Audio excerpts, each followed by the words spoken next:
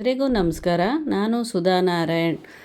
ಯಾರೆಲ್ಲ ಹೊಸ್ದಾಗಿ ನೋಡ್ತಾ ಇದ್ದೀರಾ ಸಬ್ಸ್ಕ್ರೈಬ್ ಮಾಡ್ಕೊಂಡು ವಿಡಿಯೋನ ನೋಡಿ, ಹಾಗೂ ಸಬ್ಸ್ಕ್ರೈಬ್ ಮಾಡ್ಕೊಂಡು ನೋಡ್ತಿರುವ ಎಲ್ಲ ವೀಕ್ಷಕರು ತುಂಬ ಹೃದಯದ ಧನ್ಯವಾದಗಳನ್ನು ಹೇಳ್ತಾ, ಇವತ್ತು ಅಣ್ಣೆ ಸೊಪ್ಪು ಸೀಸನ್ ಆಗಿರೋದ್ರಿಂದ ನಾನು ಉಳ್ಸೊಪ್ಪು ಮಾಡೋದು ಹೇಗೆ ಅಂತ ತೋರಿಸ್ಕೊಡ್ತಾ ಇದ್ದೀನಿ. ನೀವು ಅಣ್ಣೆ ಸೊಪ್ಪಲ್ಲಿ ತುಂಬಾ ವೆರೈಟಿ ಸಾಂಬಾರುಗಳನ್ನ ಮಾಡಿರ್ತೀರ. ಈ ಥರ ಒಂದು ಸಾಂಬಾರನ್ನ ಟ್ರೈ ಮಾಡಿ ನೋಡಿ, ತುಂಬಾ ಇಷ್ಟಪಟ್ಟು ತಿಂತೀರಾ. ಇವಾಗ ನಾನು ಸೊಪ್ಪನ್ನ ಚೆನ್ನಾಗಿ ಸೋಸ್ಕೊಂಡು ತೊಳ್ಕೊಂಡು ಇಟ್ಕೊಂಡಿದ್ದೀನಿ. ಹಾಗೆ ಒಂದು ಪ್ಯಾನಲ್ಲಿ ನಾನು ನೀರನ್ನ ಕಾಯಕ್ಕೆ ಇಟ್ಟಿದ್ದೀನಿ. ನೀರು ಕೂಡ ಕಾದಿದೆ. ಚೆನ್ನಾಗಿ ತೊಳೆದು ಇಟ್ಕೊಂಡಿರುವಂಥ ಸೊಪ್ಪನ್ನ ನಾನು ಇದಕ್ಕೆ ತುಂಬ್ತಾ ಇದ್ದೀನಿ. ನೋಡಿ, ಇವಾಗ ಚೆನ್ನಾಗಿ ಕುದೀತಾ ಇದೆ. ಆ ಕುದೀತಾ ಇರುವಂಥ ಸೊಪ್ಪಿಗೆ ನಾನು ಒಂದು ಮೀಡಿಯಮ್ ಸೈಜ್ ಆಗುವಷ್ಟು ಈರುಳ್ಳಿನ ಕುಯ್ದಿಟ್ಕೊಂಡಿದ್ದೆ. ಅದನ್ನು ಅದರೊಳಗಡೆ ಹಾಕ್ಕೊತಾ ಇದ್ದೀನಿ. ಒಂದು ಗೆಡ್ಡೆ ಆಗುವಷ್ಟು ಬೆಳ್ಳುಳ್ಳಿನ ನಾನು ಅದಕ್ಕೆ ಆ್ಯಡ್ ಮಾಡ್ತಾಯಿದ್ದೀನಿ. ಹಾಗೆ 6-7 ಹಸಿಮೆಣ್ಸಿನ್ಕಾಯಿನ ಹಾಕ್ಕೊತಾ ಇದ್ದೀನಿ. ಒಂದು ಮೀಡಿಯಮ್ ಸೈಜ್ ಆಗುವಷ್ಟು ನಾನು ಟೊಮೊಟೊ ಕೂಡ ಆ್ಯಡ್ ಮಾಡ್ತಾಯಿದ್ದೀನಿ. ಈಗ ಚೆನ್ನಾಗಿ ಬೇಯಿಸ್ಕೊಳ್ಳೋಣ. ಜಾಸ್ತಿ ಏನು ಬೇಯಿಸೋ ಅವಶ್ಯಕತೆ ಇಲ್ಲ. ನೋಡಿ, ಒಂದು ಹದವಾಗಿ ಚೆನ್ನಾಗಿ ಬೆಂದಿದೆ. ಇವಾಗ ಅದನ್ನು ನಾನು ಸೋಸ್ಕೊತಾ ಇದ್ದೀನಿ. ಸೋಸಿ ಆರಕ್ಕಿಡೋಣ.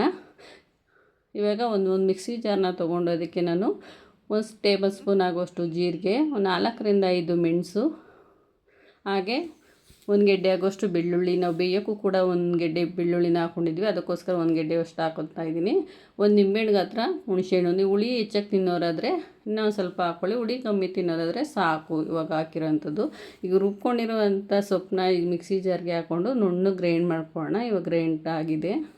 ಇವಾಗ ಒಂದು ಪ್ಯಾನ್ನ ಇಟ್ಕೊಂಡು ಅದಕ್ಕೆ 4-5 ಸ್ಪೂನು ಆಯಿಲ್ನ ಹಾಕ್ಕೊತಾ ಇದ್ದೀನಿ. ಅದಕ್ಕೆ ಒಂದು ಸ್ವಲ್ಪ ಸಾಸಿವೆ ಕೂಡ ಆ್ಯಡ್ ಮಾಡೋಣ.